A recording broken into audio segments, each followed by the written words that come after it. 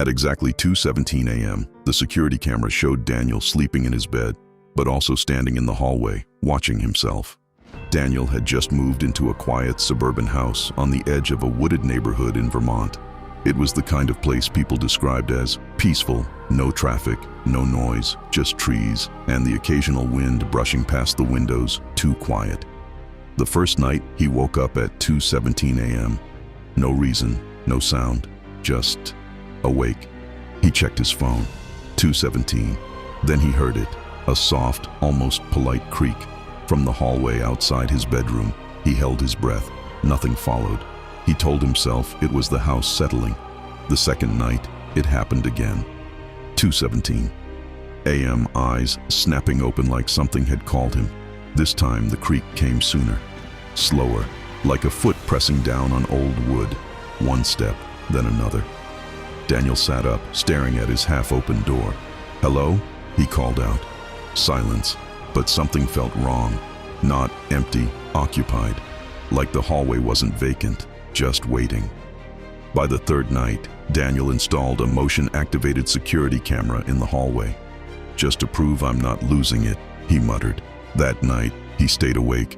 2:16 a.m. His heart was already racing. 2:17. The hallway light flickered on by itself.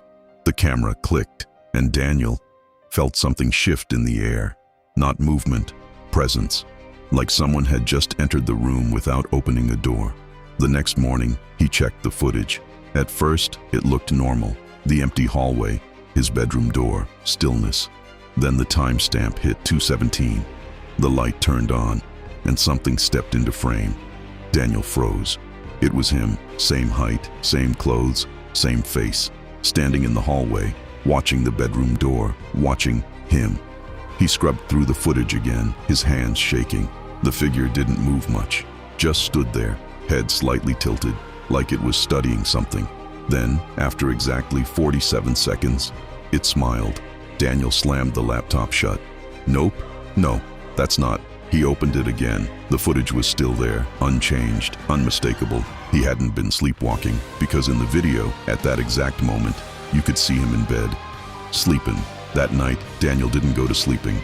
He sat upright, lights on, staring at his bedroom door. 2:16 a.m. Silence pressed against the walls.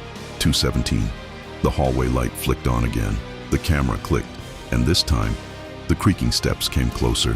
1, 2, 3, right outside his door. Daniel whispered, "You're not me." The handle twitched. A slow, deliberate turn.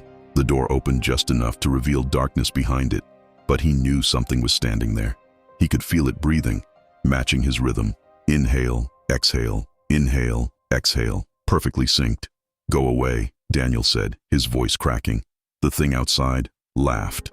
Not loudly, not wildly, just a quiet, identical version of his own laugh. And then, the door swung open. There was nothing there, empty hallway, stillness. But the air felt wrong, thick, crowded. Daniel didn't sleep. He stayed awake until sunrise. At 8:12 a.m., his phone buzzed, a notification from the security app. Motion detected, bedroom. Daniel frowned. "I'm in the bedroom." He opened the clip, and his blood ran cold. The camera wasn't showing the hallway. It was showing inside his room. Somehow, it had moved. The footage began at 2:17 a.m., and there he was, standing beside his bed, watching himself sleep. Daniel dropped the phone. No, that's not possible. But the video kept playing.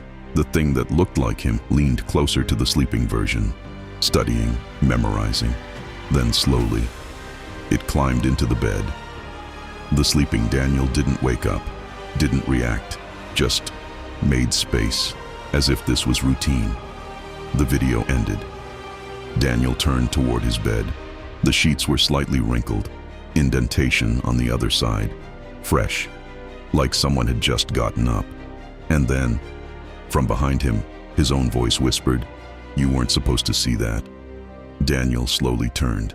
Standing in the doorway was himself, smiling, head slightly tilted, exactly like the footage. "You wake up too early," it said softly. "That's the problem." Daniel backed away. "What are you?" The thing smiled wider. "Occupant 2. The lights flickered. For a moment, just a blink, The room looked different, older, darker, like it had been lived in by something else. Then everything snapped back. Empty doorway, silence. Daniel grabbed his keys and ran. He didn't pack, didn't look back, just drove. That night, in a motel miles away. He woke up at 2:17 a.m. His heart stopped. The room was quiet, safe, normal. Then, from the bathroom mirror, a soft, familiar voice. "You can't move out." A pause, then a smile forming behind the glass. "We already moved in."